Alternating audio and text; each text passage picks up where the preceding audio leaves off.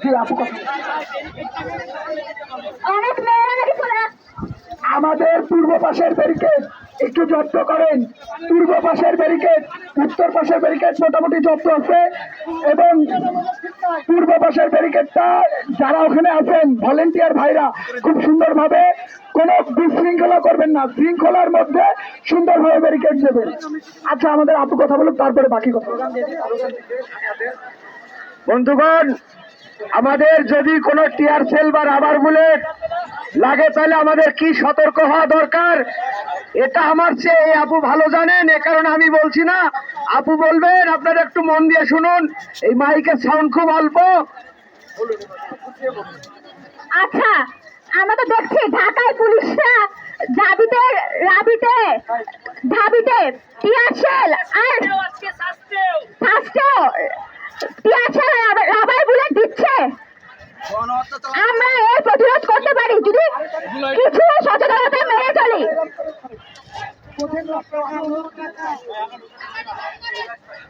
আচ্ছা শোনো, রাবার বুলেটে সংবেদনশীল জায়গা শরীরের পেট, গলা, মাথা, বুক, এই জায়গাগুলো আমরা দেখে রাখতে চেষ্টা করবো।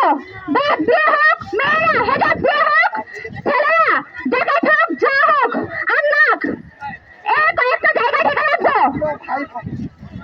টিয়ার সেলে চোখে পানি বের হয়, দম আটকা যায়, নাক বন্ধ হয়ে যায়, শ্বাস নেওয়া যায় না, তখন কিন্তু ভুলেও মুখে পানি দেওয়া যাবে না।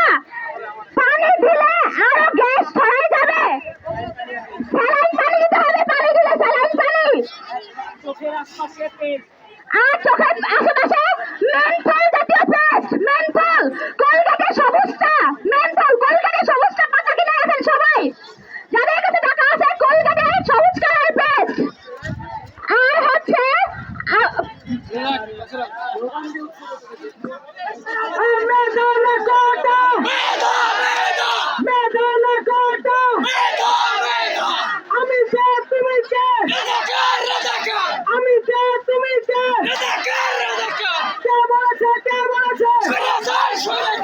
আমার ভাই রক্ত আপোষটা সংগ্রাম, সংগ্রাম না আপোষ, সংগ্রাম না আপোষ, মেধা না কোটা, মেধা না কোটা। ঢাকা বিশ্ববিদ্যালয়ের একজন আপু এখানে এসেছিলেন, উনি হয়তো রাগ করে চলে গেছেন, সে আপুকে রাখছি। ঢাকা বিশ্ববিদ্যালয়ের একজন আপু এখানে এসেছিলেন। ভাই ইন্টারনেট বন্ধ করেছে, তার তীব্র নিন্দা। চট্টগ্রাম বিশ্ববিদ্যালয়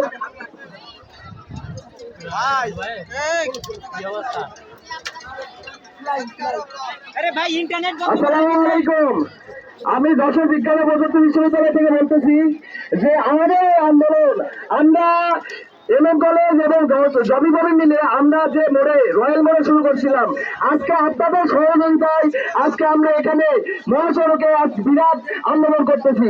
এই আন্দোলনে আমাদের একটাই দাবি যে আমাদের অধিকার আমাদেরকে ফিরিয়ে আনতে হবে। আমরা যতক্ষণ পর্যন্ত না আমাদের অধিকার ফিরিয়ে আনতে হবে, এই পর্যন্ত আন্দোলন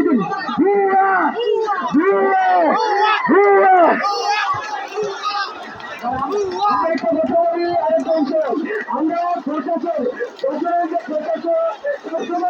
সহযোগিতা করবে। ধন্যবাদ, ধন্যবাদ আপনাদের দৃষ্টি